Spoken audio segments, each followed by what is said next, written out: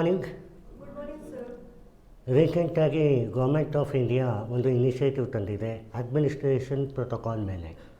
IAS officer ಆಗಿರ್ಬೋದು, ಯಾವುದೇ ಒಂದು ಸೆಕ್ರೆಟರಿ ಗ್ರೇಡ್ ಕ್ಯಾಬಿನೆಟ್ ಸೆಕ್ರೆಟರಿ ಇದ್ದರೂ ಒಂದು ಫಾರ್ಮುಲೇಷನ್ ಆಗಿದೆ. ಏನಪ್ಪ ಅಂತಂದರೆ ಪರ್ಫಾರ್ಮೆನ್ಸನ್ನು ಅಡೆಕ್ವೇಟ್ ಮ್ಯಾನರಲ್ಲಿ ಟ್ರಾನ್ಸ್ಪರೆನ್ಸಿ ಮತ್ತು ಸೋಷಲ್ ಆಡಿಟ್ ಮತ್ತು ಅಕೌಂಟಬಿಲಿಟಿಯನ್ನು ಹೊಂದಿರಬೇಕು ಅಂತ.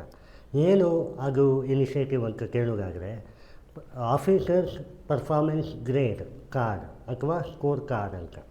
ಏನಿದು, ಯಾಕಿದು ಅಂತಂದರೆ, ಈ ಹಿಂದೆ ಏನಾಗಿತ್ತು, ವರ್ಷಾನುವರ್ಷ ಅಂದರೆ ಪ್ರತಿ ವರ್ಷಕ್ಕೆ ಒಂದು ಸಲ ಆ ಆಫೀಸರ್ನ ಕಾನ್ಫಿಡೆನ್ಷಿಯಲ್ ರಿಪೋರ್ಟನ್ನು ಕೊಡ್ತಾಯಿದ್ರು, ಸಬ್ಮಿಟ್ ಮಾಡ್ತಾಯಿದ್ರು.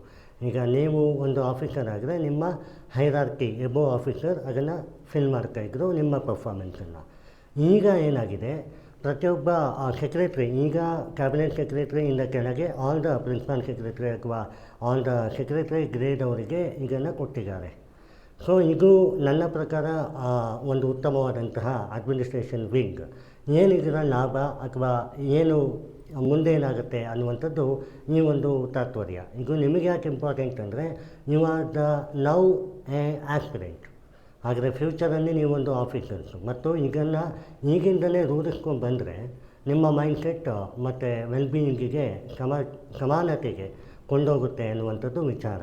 ನೋಡಿ, ಏನಾಗುತ್ತೆ, ಈ ಪರ್ಫಾರ್ಮೆನ್ಸ್ ಇಂಡೆಕ್ಸ್ ಅನ್ನೋದು ಒಬ್ಬ ಆಫೀಸರ್ಗೆ ಎಷ್ಟು ಮುಖ್ಯ ಅನ್ನೋದು ಒಂದು ವಿಷನರಿ ಆಬ್ಜೆಕ್ಟಿವ್. ಇದನ್ನು ನಾವು ಯಾಕೆ ಕಂಡಿಡ್ಕೋಬೇಕು? ನೀವು ಒಬ್ಬರು ಆಫೀಸರ್ ಯಾರಿಗೆ? ಜನರಿಗೆ. We the people, for the people, by the people. The great democracy. ಹೌದಾ? ಇಂಡಿಯಾ ಈಗ ಗ್ರೇಟ್ ಡೆಮಾಕ್ರಸಿ. ಇದರಲ್ಲಿ ಏನಾಗುತ್ತೆ, ನಾನು ಆಫೀಸರ್ ಆದ ತಕ್ಷಣ ಅಥವಾ ನೀವು ಆಫೀಸರ್ ಆದ ತಕ್ಷಣ ನನ್ನ ಕಾರ್ಯಕ್ರಮ ಏನು ಜನತೆಗೆ ಅನ್ನುವಂಥದ್ದು government as A executive body ಯಾರಿದ್ದಾರೆ ಅದು administration wing and legislative wing ಒಂದು ಶಾಸನಗಳನ್ನು ಮಾಡೋದಾಗಲಿ ಅಥವಾ ಒಂದು ಬಿಲ್ಸ್ ಅಥವಾ ಸ್ಕೀಮ್ಸನ್ನು ಇಂಪ್ಲಿಮೆಂಟ್ ಮಾಡೋದಾಗಲಿ ಅದನ್ನು ಯಾರಿಗೆ ಕೊಡ್ತಾರೆ? ಅಡ್ಮಿನಿಸ್ಟ್ರೇಷನ್ ವಿಂಗಿಗೆ ಕೊಡ್ತಾರೆ. ಸೊ ನೀವೇ ಸರಿಯಾಗಿ ಕೆಲಸ ಮಾಡ್ತಾ ಇಲ್ಲ ಅನ್ನೋದು ಹೇಗೆ ಅಂತ. ಎಷ್ಟೋ ಒಂದು ನೀತಿ ಆಯೋಗ ರಿಪೋರ್ಟ್ ಬಂತು, ಆಫೀಸರ್ಸಿನ ಬ್ಯೂರೋಕ್ರಾಟಿಕ್ ಪೀಪಲಿನ ಅಥೆಂಟಿಸಿಟಿ ಎಷ್ಟಿದೆ, ಎಷ್ಟು ಗಂಟೆಗೆ ಬರ್ತಾರೆ ಅವರು, ಅಪಿಯರ್ ಆಗ್ತಾರೆ ಆಫೀಸಿಗೆ, ಎಷ್ಟು ಗಂಟೆಗೆ ಹೋಗ್ತಾರೆ, ಎಷ್ಟು ಫೈಲ್ ಡಿಸ್ಪ್ಯಾಚ್ ಆಗ್ತಾಯಿದೆ. ಮೂಮೆಂಟ್ ರಿಜಿಸ್ಟ್ರಾರ್ ಅಂತ ಬಂದಿದೆ ಕಾನ್ಸೆಪ್ಟು. ಅಂದರೆ ನಿಮ್ಮ ಹತ್ರ ಒಂದು ಫೈಲ್ ಬಂತು, ಆ ಫೈಲ್ ಇಂಥ ಜ್ಯೂರಿಡಿಕ್ಷನ್ ಮಗನು ಒಂದು 90 ಡೇಸಿಗೆ ಅಥವಾ 60 ಡೇಸಲ್ಲಿ ಅದನ್ನು ಮಾರಬೇಕು ಅನ್ನುವಂಥದ್ದೆಲ್ಲ ಇರ್ತದೆ, ಕಾರ್ಯಕ್ರಮಗಳು ಇರ್ತದೆ ಆಫೀಸರ್ ಊಟಲ್ಲಿ. ಅದು ಲೇಟಾಗಿ ಆಗ್ತಾಯಿತ್ತು. ಈಗ ನೀವೇ ಒಂದು ಸಿಟಿಜನ್ ಆಫ್ ಇಂಡಿಯಾ, ನಿಮ್ಮ ವಿಲೇಜಲ್ಲಿ ನೀವು ಒಬ್ಬರು ತಹಸೀಲ್ದಾರಿಗೆ ಹೋಗಿ ಒಂದು ಮನವಿ ಪತ್ರ ಕೊಡ್ತೀರಿ, ಒಂದು ಫೈಲ್ ಕ್ರಿಯೇಟ್ ಆಯಿತು. ಆ ಫೈಲನ್ನು ಎಷ್ಟು ಬೇಗ ಅದನ್ನು ಸಾಲ್ವ್ ಮಾಡ್ತಾರೆ ಅಷ್ಟು ಬೇಗ ವೆಲ್ಬೀಯಿಂಗ್ ಆಯಿತು ನಿಮಗೆ. ಇದು ಆಗ್ತಾ ಇರಲಿಲ್ಲ. ಯಾಕೆ ಅಂದರೆ ಈ ಒಂದು ಆಫೀಸರ್ ಅನ್ನೋದು ಇಟ್ಸ್ ನಾಟ್ ಎ ಪೋರ್ಟ್ಫೋಲಿಯೋ. ಒಂದು ಆಫೀಸರ್ ಈಗೆ responsibility.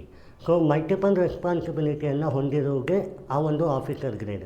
Particularly for A grade officers, B grade ಆಫೀಸರ್ಸಿಗೆ ಯಾಕೆ ಹೀಗೆ ಮಾಡ್ತಾರೆ ಅಂದರೆ, ಅವರು ಟ್ರಾನ್ಸ್ಪರೆನ್ಸಿಯನ್ನು ಹೊಂದಿದ್ದರೆ ನಿಮ್ಮ ಕೆಲಸಗಳು, ಜನತೆಯ ಕೆಲಸಗಳು ಆರಾಮದಾಯಕವಾಗಿ ಆಗ್ತದೆ ಅನ್ನುವಂಥದ್ದು. ಈಗ ಇದ್ರ ಬಗ್ಗೆ ಬರೋಣ. ಕಾನ್ಫಿಡೆನ್ಷಿಯಲ್ ರಿಪೋರ್ಟ್ ಈಗ ರಿಪೋರ್ಟ್, ಬಟ್ ಇವಾಗಿರೋ ಸ್ಕೀಮ್ ಪ್ರಕಾರ ಹೇಗಿದೆ ಅಂದರೆ, ಮಗನು ಕಾನ್ಫಿಡೆನ್ಷಿಯಲ್ ರಿಪೋರ್ಟ್ 1 ವರ್ಷಕ್ಕೆ ಒಮ್ಮೆ ಮಾತ್ರ ಇತ್ತು. ಅದರಲ್ಲಿ ಲಾಬಿ ನಡೀತಿತ್ತು. ಸೀನಿಯರ್ ಆಫೀಸರ್ಸಿಗೆ ಆ ಒಂದು ಪರ್ಸನ್ ಅವ್ರಿಗೆ ಓಕೆ ಅನ್ನಿಸ್ಲಿಲ್ಲ ಅಂತಂದರೆ ಅವರು ಏನು ಬೇಕಾದರೂ ರಿಮಾರ್ಕ್ ಹಾಕ್ಬೋದಾಗಿತ್ತು, ಅಥವಾ ನೀವೇ ಕೆಲಸ ಮಾಡಲಿಲ್ಲ ಅಂತಂದರೆ ಅದನ್ನು ಬರೀತಾಯಿದ್ರು. ಈಗೇನಾಗಿದೆ, ಪ್ರತಿಯೊಬ್ಬ ಸೆಕ್ರೆಟ್ರಿ ಗ್ರೇಡ್ ಆಫೀಸರ್ IAS ಆಫೀಸರ್ಗೆ ಅವ್ರಿಗೆ ಒಂದು performance score card within 0 to 100, ಅಂದರೆ 0 to 100 ಮಾರ್ಕ್ ಇರುತ್ತೆ. ಇದರಲ್ಲಿ ನೆಗೆಟಿವ್ ಮಾರ್ಕು ಕೂಡ ಹಾಕಿದ್ದಾರೆ ಅವರು, ಅಂದರೆ ನೆಗೆಟಿವ್ ಅಪ್ ಟು -12ವರೆಗೂ ಹೋಗುತ್ತೆ. ಯಾಕೆ ಹೀಗಾಗಿದೆ? ನೆಗೆಟಿವ್ ಅಂದ್ರೇನು, ಮತ್ತೆ ಎಕ್ಸಾಮ್ ಬರೀಬೇಕಾ? ಅದಲ್ಲ. ಈಗ ಅದರಲ್ಲಿ ಸುಮಾರು ಕಾಲಮ್ಸ್ ಇದೆ. ಆ ಕಾಲಮ್ಸಲ್ಲಿ ಏನು ಹೇಳಿದ್ದಾರೆ, ನಿಮ್ಮ ಫೈಲ್ ಎಷ್ಟು ಬೇಗ ಡಿಸ್ಪ್ಯಾಚ್ ಆಯಿತು, ಅದು ನಂಬರ್ 1. ಮತ್ತು ನೀವು ಸೋಷಲ್ ಇನಿಷಿಯೇಟಿವನ್ನು ಎಷ್ಟು ಚೆನ್ನಾಗಿ ಇಂಪ್ಲಿಮೆಂಟ್ ಮಾಡಿದ್ದೀರಿ. ಯಾವುದೇ ಡಿಪಾರ್ಟ್ಮೆಂಟಿನ ಯಾವುದೇ ಸೋಷಲ್ ಇಂಪ್ಲಿಮೆಂಟೇಷನ್ ಆಗಿರ್ಬೋದು ಇದು. ಮತ್ತು ನಿಮ್ಮ ಮೇಲೆ ಬ್ಲ್ಯಾಕ್ ಮಾರ್ಕ್ ಇದೆಯಾ ಇಲ್ವಾ? ಈಗ ಕೆಲವರು ಕರಪ್ಷನ್ ತೊಗೋತಾರೆ, ಆ ಕರಪ್ಷನನ್ನು ಯಾಕೆ ತೊಗೋತಾರೆ ಅನ್ನುವಂಥದ್ದು ಐಡೆಂಟಿಫೈ ಆಗುತ್ತೆ. ಯಾವಾಗ ಒಂದು ಪ್ರತಿ ತಿಂಗಳಿಗೆ ನಿಮಗೆ ಈ ಸ್ಕೋರ್ ಕಾರ್ಡ್ ಬರುತ್ತೆ. ಇನ್ ಕೇಸ್ ಕೆಲವರು ಫಾರಿನ್ ಟೂರ್ ಹೋಗ್ತಾರೆ, ಆಫೀಸರ್ಸು IAS IPS ಅಥವಾ IFS ಯಾರೇ ಆಗಿರ್ಬೋದು ಫಾರಿನ್ ಟೂರ್ಗೆ ಹೋಗ್ತಾರೆ. ಅನ್ನೆಸೆಸರಿ ಹೋಗ್ತಾರೆ. ಒಂದು ಲಿಮಿಟೇಷನ್ ಇರುತ್ತೆ. ಒಬ್ಬ ವ್ಯಕ್ತಿ, ಈಗ ನೀವು ಮಂಡ್ಯ ಡಿಸ್ಟ್ರಿಕ್ಟಿನ ಒಂದು ಜಿಲ್ಲಾಧಿಕಾರಿ ಆಗಿದ್ದಲ್ಲಿ ನೀವು ಅಲ್ಲೇ ಇಲ್ಲ ಅಂತಂದರೆ ಅದು ನಿಮ್ಮ ವೆಲ್ಫೇರ್ ಆಯ್ತಾ, ಸೊಸೈಟಿಗೆ ವೆಲ್ಫೇರ್ ಆಯ್ತಾ, ಈ ಕಾನ್ಸೆಪ್ಟಿಗೆ ಅದನ್ನು ಕೂಡ ಕೌಂಟ್ ಮಾಡ್ತಾರೆ. ಈಗ ನೀವು ಫಾರಿನ್ ಟೂರ್ಗಾದರೂ ಹೋಗ್ಬೋದು ಅಥವಾ ಎನಿ ಕಾನ್ಫರೆನ್ಸಸ್ಗೆ ಹೋಗ್ಬೋದು. ಅದು ನಿಮ್ಮ ರೈಟ್ ಆಗಿ ಅಡ್ಮಿನಿಸ್ಟ್ರೇಟರ್ಸು, ಟಾಪ್ ಲೆವೆಲ್ ಅಡ್ಮಿನಿಸ್ಟ್ರೇಟಿವ್ ಬ್ಯೂರೋಕ್ರಾಟ್ಸ್ ಆಗಿ. ಆದರೆ ಎಷ್ಟು ಪ್ರಮಾಣದಲ್ಲಿ ಹೋಗಿರ್ತೀರಿ ಅನ್ನೋದು ಇಂಪಾರ್ಟೆಂಟ್. ಸೊ ಆ ಒಂದು ನಿಟ್ಟಿನಲ್ಲಿ ನೋಡಿದಾಗ ಈ ಒಂದು ಸ್ಕೋರ್ ಕಾರ್ಡ್ಗೆ ಅದು ಒಂದು ಬ್ಲೂ ಪ್ರಿಂಟು. ಅದಾದಮೇಲೆ ನಿಮಗೆ ಡೈರೆಕ್ಟ್ ನಾಮಿನಲ್ ಸ್ಪಿಯರ್ ಅಂತ ಕರೀತಾರೆ ಇದನ್ನು. ಅಂದರೆ ಏನು, ಈಗ ಒಂದು ಹಾಟ್ ಕೇಸ್ ಇರುತ್ತೆ ನಿಮ್ಮ ಮೇಲೆ, ಪ್ರೆಷರ್ ಇರುತ್ತೆ. ಆ ಪ್ರೆಷರ್ನ ನೀವು ಎಷ್ಟು ಬೇಗ ಹ್ಯಾಂಡಲ್ ಮಾಡ್ತೀರಿ ಅನ್ನೋದಕ್ಕೆ ಗೊತ್ತಾಗೋದಿಲ್ಲ, ಜನತೆಗೆ ಗೊತ್ತಾಗೋದಿಲ್ಲ. ಈ ಆಫೀಸರ್ ಕೆಲಸ ಮಾಡ್ತಾರೋ ಕೆಲಸ ಮಾಡೋದಿಲ್ವೋ ನೋಡಿ. ಲೆಜಿಸ್ಲೇಟಿವ್ ಬೇರೆ, ಎಕ್ಸಿಕ್ಯೂಟಿವ್ ಬೇರೆ, ಜುಡಿಷರಿ ಬೇರೆ ಇರ್ಬೋದು. ಬೇಗ structure of the doctrine of the policy ಇರ್ಬೋದು, ಸಪರೇಷನ್ ಆಫ್ ದ ಪವರ್ ಇರ್ಬೋದು. ಬಟ್ ಆ ಪವರ್ ಮಿಸ್ಯೂಸ್ ಆಗಿದ್ರೆ ಅದು ಪವರ್ಲೆಸ್. ಹೌದಾ? So you are the voice of the voiceless ಅಂತ ಹೇಳ್ತೀವಿ. ವಾಯ್ಸ್ ಯಾವಾಗ ಬರುತ್ತೆ? ಸೌಂಡ್ ಬಂದಾಗ. ಸೌಂಡ್ ಇದ್ದರೆ ಆ ಸೌಂಡ್ ಯಾವಾಗ ಬರುತ್ತೆ? ಅಕೌಂಟಬಿಲಿಟಿ, ಟ್ರಾನ್ಸ್ಪರೆನ್ಸಿಯನ್ನು ಅಪ್ಹೋಲ್ಡ್ ಮಾಡಿದಾಗ ಅದನ್ನೇ ಸರ್ವೋತ್ತಮ ಮಾಡೆಲ್ ಆಫ್ ಗುಡ್ ಗವರ್ನೆನ್ಸ್ ಅಂತ ಕರೀತಾರೆ. ಹೌದಾ? ಆ್ಯಂಡ್ ಈ ಸ್ಕೋರ್ ಕಾರ್ಡ್ ಕಂಪ್ಲೀಟ್ಲಿ ಈ ಟೆಕ್ನಾಲಜಿ ಥ್ರೂ ಆಗುತ್ತೆ. ಅಂದರೆ ಇಲ್ಲಿ ಯಾರೂ ಕೂಡ ಮೊನೋಪೋಲಿ ಮಾಡಲಿಕ್ಕಾಗಲ್ಲ. ಆ್ಯಂಡ್ ಇದು ಎವ್ರಿ ಮಂತ್ ಲಾಸ್ಟ್ ಡೇ ಅಲ್ಲಿ ಆ ಪರ್ಫಾರ್ಮೆನ್ಸ್ ನಿಲ್ಲುತ್ತೆ. ಇದರಿಂದ ಆ ಒಬ್ಬ ಆಫೀಸರ್, ಟಾಪ್ ಲೆವೆಲ್ ಆಫೀಸರ್ ಇದ್ದಾಗ ಅವರು ಕೆಲಸ ಮಾಡಲಿಲ್ಲ ಅಂತ ಎಲ್ಲರಿಗೂ ಗೊತ್ತಾಗುತ್ತೆ, ನಂಬರ್ 1 ಪಾಯಿಂಟ್. ಆಮೇಲೆ ಯಾಕೆ ಈಗ ಟಾಪ್ ಲೆವೆಲ್ಗೆ ಮಾತ್ರ ಈಗ ಪ್ರಸ್ತುತವಾಗಿ ಸೆಕ್ರೆಟ್ರಿ, ಕ್ಯಾಬಿನೆಟ್ ಸೆಕ್ರೆಟ್ರಿ ಕ್ರೂ ಯಾಕಿದೆ ಅಂತಂದರೆ, ಈಗ ಸೆಕ್ರೆಟ್ರಿಗೆ 1 ಮಂತ್ ಅಲ್ಲಿ ಇಷ್ಟು ವರ್ಕ್ ಇದೆ. ಆ ವರ್ಕು ಬೇಗ ಫೈಲ್ ಮೂವ್ ಆಯಿತು, ಕೇಸ್ ಸಾಲ್ವ್ ಆಯಿತು, ಇಂಪ್ಲಿಮೆಂಟೇಷನ್ ಚೆನ್ನಾಗಾಯಿತು, ಫಾರಿನ್ ಟೂಲ್ಸ್ ನೀರಿದ್ರೆ ಮಾತ್ರ ಹೋಗ್ತಾರೆ ಅನ್ನುವಾಗ ಪ್ರೆಷರ್ ಯಾರ ಮೇಲೆ ಬೀಳುತ್ತೆ? ಅವ್ರ ಸಬಾರ್ಡಿನೇಟಿಗೆ ಬೀಳುತ್ತೆ. ಯಾವಾಗ ಈ ಸಬಾರ್ಡಿನೇಟರ್ಗಳು ಕೆಲಸ ಮಾಡಲಿಕ್ಕೆ ಸ್ಟಾರ್ಟ್ ಮಾಡ್ತಾರೆ, ಇವರು ಕೆಲಸ ಮಾಡಲಿಕ್ಕೆ ಸ್ಟಾರ್ಟ್ ಮಾಡ್ತಾರೆ, ಆವಾಗ ನಮ್ಮ ಜನತೆಯ ಫೈಲು ಬೇಗ ಮೂವ್ ಆಗುತ್ತೆ. ಸೊ ಪೆಂಡಿಂಗ್ ಆಫ್ ಕೇಸಸ್ ಕಮ್ಮಿ ಆಗುತ್ತೆ, ಜ್ಯೂರಿಡಿಕ್ಷನ್ ಆಫ್ ಪಾಲಿಸಿ ಚೆನ್ನಾಗಾಗುತ್ತೆ, ಇಂಪ್ಲಿಮೆಂಟೇಷನ್ ಮೆಥಡಾಲಜಿ ಚೆನ್ನಾಗಿರುತ್ತೆ, ರೆಸಿಪ್ರೋಕಾಲಿಟಿ ತುಂಬ ಚೆನ್ನಾಗಿರುತ್ತೆ, ಸೋಷಲ್ ಆಡಿಟ್ ಕಂಪ್ಲೀಟ್ ಆಗುತ್ತೆ ಅನ್ನುವಂಥ ಟಾಸ್ಕ್. ಇದು ಬ್ಯೂರೋಕ್ರಾಟಿಕ್ ಲೆವೆಲಲ್ಲಿ. ಸರಿ, ನೀವು ಆಫೀಸರ್ ಆದಮೇಲೆ ನಿಮಗೆ ಗೌರ್ಮೆಂಟ್ ನಿಮ್ಮನ್ನು ನೆಲೆಸಕ್ಕೆ ಆಯಿತು, ನೀವು ತುಂಬ ಚೆನ್ನಾಗಿ ವರ್ಕ್ ಮಾಡಿದ್ರಿ, ಟಾಪ್ 90 ಮೇಲೆ ಇತ್ತು ಅಂತ ಇಟ್ಕೊಳ್ಳಿ. ಆವಾಗ ಏನು ಮಾಡ್ತಾರೆ? ಇವಾಗ ಬೆಸ್ಟ್ ಸಿವಿಲ್ ಸರ್ವೆಂಟ್ ಅಂತ ಅವ್ರಿಗೆ ಹಾನರ್ ಮಾಡ್ತಾರೆ. ಸೊ ಹಾಗೆ ನೀವು -1 ತೊಗೊಂಡ್ರಿ, -1 ಇದು ಲೀಸ್ಟ್ ಅಲ್ವಾ? -1 ತೊಗೊಂಡಾಗ ನಿಮ್ಮ ಮೇಲೆ ಅವ್ರ ಆ್ಯಕ್ಷನ್ ಆಗು ತೊಗೋಬೋದು ಅಥವಾ ಸರಿಯಾಗಿ ಕೆಲಸ ಮಾಡಬೇಕಾಗತ್ತೆ. ನೀವು ಕರೆಕ್ಟ್ ಆಫೀಸರ್ ಅಂತ ಕರೆಯೋದಿಲ್ಲ, ನಿಮ್ಮನ್ನು ಒಳ್ಳೆಯ ಆಫೀಸರ್ ಅಂತ ಕರೆಯೋದಿಲ್ಲ. ಇದು ಇದರ ತಾತ್ಪರ್ಯ. ಇದನ್ನು ನೀವು ನಿಮ್ಮ UPSC ಓದುವಾಗಲೇ ಬಳಸ್ಕೋಬೋದು. ಹೇಗೆ ಅಂದರೆ ಎವ್ರಿ ವೀಕ್, ಎವ್ರಿ ಮಂತ್ ನೀವೊಂದು ಶೆಡ್ಯೂಲ್ ಇಟ್ಕೊಂಡು, ಈ ಶೆಡ್ಯೂಲ್ ಈ ಮಂತಲ್ಲಿ ನೀವು ಟಾರ್ಗೆಟ್ ಫಿಲ್ ಮಾಡ್ಕೋಬೇಕು ಅಂತ ನಿಮಗೆ ಬಂತು ಅಂತಾದರೆ, ಅದು ನಿಮ್ಮ ಈ ಒಂದು ಜ್ಯೂರಿಡಿಕ್ಷನಲ್ಲೇ UPSC ಪ್ರಿಪ್ರೇಷನ್ ಮಾಡುವ ಸಬ್ಜೆಕ್ಟನ್ನೇ ಬಂತು ಅಂತಾದರೆ ನಿಮಗೆ ಯಾರೂ ಕೂಡ ಕ್ವಶನ್ ಮಾಡೋಕ್ಕಾಗಲ್ಲ. ಯಾಕೆಂದರೆ because you are purely transparent. ಗೌರ್ಮೆಂಟೇ ಟ್ರಾನ್ಸ್ಪರೆಂಟಿಗೆ ಹೋಗ್ತಾ ಇದೆ ಅಂದಾಗ, ನೀವು ಗೌರ್ಮೆಂಟಿಗೆ ಹೋಗ್ತೀರಿ ಅಂದಾಗ ಯಾಕೆ ಮಾಡಬಾರ್ದು? It is your right and it is your ethos. ಹೌದಾ? ಇದರಿಂದ ಏನಾಗುತ್ತೆ? ಗೌರ್ಮೆಂಟಿಗೆ ಹೋದ್ಮೇಲೆ ಕರಪ್ಷನ್ ಕಮ್ಮಿ ಆಯಿತು, ಬೇಗ ಡಿಸ್ಪೋಸಲ್ ಆಯಿತು ವರ್ಕು, ಆ್ಯಂಡ್ ಪ್ರಾಪರ್ ಇಂಪ್ಲಿಮೆಂಟೇಷನ್ ಆಯಿತು. ಈ ಮೂರೂ ಆದಾಗ ಸೊಸೈಟಿಯಲ್ಲಿ ಆಲ್ರೆಡಿ ಡಿಲೇ ಇರುವ ಕಾನ್ಸೆಪ್ಟ್ ಏನಿದೆ ಅದು ರಬಸ್ಟ್ ಆಯಿತು. So strengthening the modern technology through ಇದನ್ನು ಮಾಡ್ತಾರೆ ಅಂದಾಗ ನೀವು ಕೂಡ ಇಂಪ್ಲಿಮೆಂಟ್ ಮಾಡ್ಬೋದು. ನಿಮ್ಮ ಪ್ರಿಲಿಮ್ಸ್ ಆಗಿರ್ಬೋದು, ಮೇನ್ಸ್ ಆಗಿರ್ಬೋದು, ಅಥವಾ ನೀವು ಇಂಟರ್ವ್ಯೂಗೆ ಹೌ ಯು ಹಂಬಲ್ ಅಥವಾ what you have to know the hobbies, ಅದೆಲ್ಲ ನೀವು ಕ್ಯಾರಿ ಫಾರ್ವರ್ಡ್ ಮಾಡ್ಬೋದು. ನಿಮಗೆ ಏನಾಗುತ್ತೆ? ಮಾರ್ನಿಂಗ್ ನೀವು ಕರಾಕ್ಟು ಇನ್ಸ್ಟಿಟ್ಯೂಷನ್ಸ್ ಅಥವಾ ಮನೆಯಲ್ಲೇ ಓದ್ತೀರಿ ಅಥವಾ ಸೋ ಆನ್. ಆವಾಗೇನಾಗುತ್ತೆ? You don't have a determination. When determination has no opportunity, then there is no gauge of work of result. ಹೌದಾ? ಈ ಪಾಯಿಂಟಲ್ಲಿ ನೀವು ಲೂಪೋಲ್ ಆಗ್ತೀರ. Every day a jug is filled by drop ಅಂತ ಬುದ್ಧ ಹೇಳುವಾಗ ನೀವು ಯಾಕೆ ಅದನ್ನು ಅಡಾಪ್ಟ್ ಮಾಡ್ಕೊಳ್ಳಿಲ್ಲ ಅನ್ನುವ ಸಂಪ್ರದಾಯ. ಬ್ಯೂರೋಕ್ರಾಟಿಕ್ ಲೆವೆಲ್ನಲ್ಲಿ ನಿಮಗೊಂದು ಪವರಿಗೆ ಒಂದು ಮಾಡರ್ನ್ ವೆಪನ್ ಥರ ಯೂಸ್ ಮಾಡೋಕ್ಕಾಗಲ್ಲ. ಇನ್ಮೇಲೆ bureaucratic is very essential part of society ಅನ್ನುವಂಥ ಒಂದು ನಿರ್ಧಾರ ಬಂದಿದೆ. ಕೆಲವರು ಬ್ಯೂರೋಕ್ರಾಟಿಕ್ ಇರ್ತಾರೆ, ಮೀಟಿಂಗಲ್ಲಿದ್ದಾರೆ ಸರ್ ಅವರು, ಆಮೇಲೆ ಮಾತಾಡ್ತಾರೆ ಅಂತ ಹೇಳುವವರು ಇದ್ದಾರೆ. ಆದರೆ ಅವರು ಬರೋಗೆ 1:30 ಮಧ್ಯಾಹ್ನಕ್ಕೆ. ಹೌದಾ? ಈಗ ಪ್ರಸ್ತುತ ಸನ್ನಿವೇಶ ಇಲ್ಲ, ಇನ್ಮೇಲೆ ಕಷ್ಟ ಆಗುತ್ತೆ. ಈಗ ಪ್ರಸ್ತುತವಾಗಿ ಸೆಕ್ರೆಟರಿ ಗ್ರೇಡ್ಗಳಿಗೆ ಇದನ್ನು ಕೊಟ್ಟಿದ್ದಾರೆ. ಬಹುಶಃ ಇನ್ನು ಮುಂದಿನ ಪೀಳಿಗೆಯಲ್ಲಿ ಎಲ್ಲ officers including starting from ADC ಅಥವಾ ಅಡಿಷ್ನಲ್ ಡಿಸ್ಟ್ರಿಕ್ಟ್ ಮ್ಯಾಜಿಸ್ಟ್ರೇಟ್ ADM ಅಲ್ಲಿಂದಲೂ ಸ್ಟಾರ್ಟ್ ಆಗುತ್ತೆ, ಅಥವಾ IPS ಆದರೆ ASP additional superintendent of police ಅಲ್ಲಿಂದಲೂ ಸ್ಟಾರ್ಟ್ ಆಗುತ್ತೆ. ಸೊ ಇವತ್ತಿಂದ ನೀವು ರೆಡಿ ಆಗಬೇಕು ಈ ಒಂದು ಸಂಪ್ರದಾಯಕ್ಕೆ. ನಿಮ್ಮ ಒಂದು ಶಿಸ್ತು ಬದ್ಧ ಜೀವನ ನಿಮ್ಮನ್ನು ರೂಪುಗೊಳಿಸುತ್ತೆ. And prelims and mains interview ಒಂದು ಕಾಂಬಿನೇಷನ್ ಅಷ್ಟೇ. It's not a big task ಅಥವಾ it is not a huge task ಅನ್ನೋದ್ರ ಬಗ್ಗೆನೂ whether you have a discipline, whether you have a motivation, whether you have a determination of objective on particular day, that's on the wing of UPSC. ಏನಾಗುತ್ತೆ, UPSC ಅಂತ ಬಂದಾಗ ನಾನು ಅಷ್ಟು ಓದಬೇಕು, ಇಷ್ಟು ಓದಬೇಕು, ಆವ ಕಾಂಪಿಟೇಷನ್, ಇವ ಕಾಂಪಿಟೇಷನ್, ಇವಳ competition, that is nothing competition, it is your time is the competition. ನಿಮ್ಮ ಹತ್ರ 1 ಅವರಿಗೆ how best you utilise it, that is that competition for you too. ನಿಮಗೂ ನಿಮ್ಮ ಟೈಮಿಗೂ ಇರುವ ತಿಕ್ಕಾಟ ಇದು. So it is not a ball game of some other part. Someone are having an examination after 2 years, someone are right now, someone are in future, someone are having category, someone are not.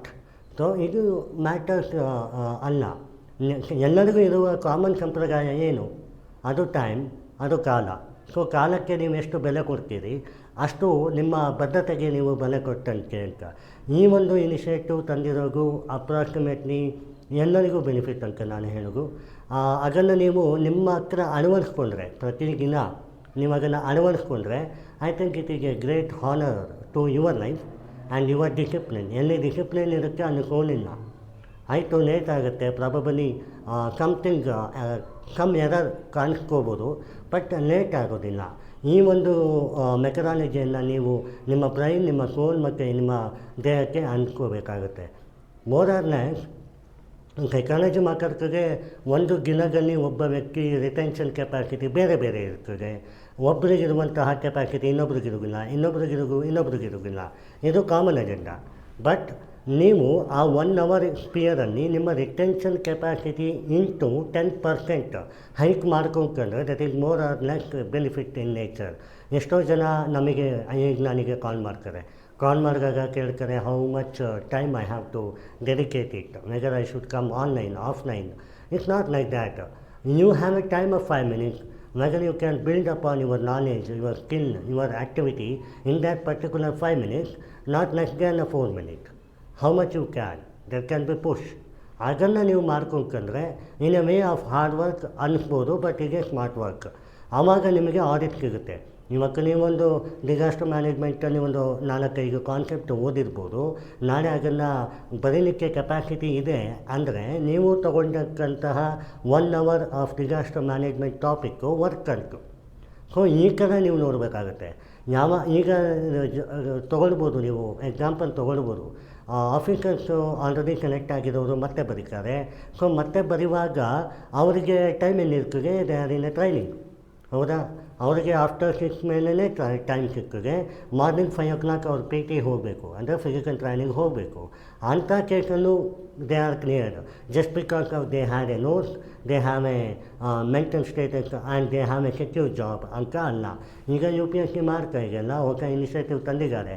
If you want to reappear the examination, you have to resign and come here, otherwise you have to ask the question to ಇದು. ಇಲ್ಲಿ 2 ತಿಕ್ಕಾಟ ಇದೆ. ಒಂದು, ನನ್ನ ಹತ್ರ attempt ಇಷ್ಟಿಗೆ, so ನಾನು ಇನ್ನೊಂದು ಬರಿಬೋದಲ್ಲ, ಈಗ ನನ್ನ ರೈಟ್ ಅಲ್ವಾ ಅಂಕನೂ ಇದೆ.